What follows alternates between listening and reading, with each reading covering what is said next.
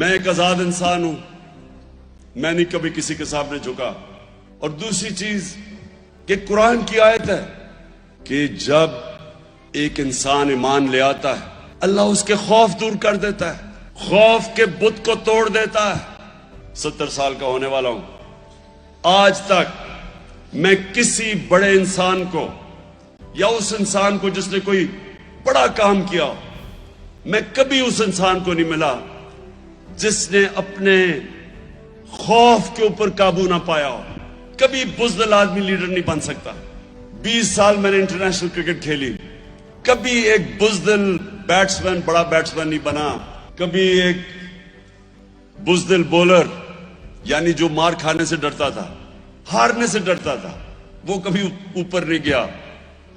میں کبھی کوئی بڑے بزنس مین کو نہیں ملا جو نقصان سے ڈرتا تھا۔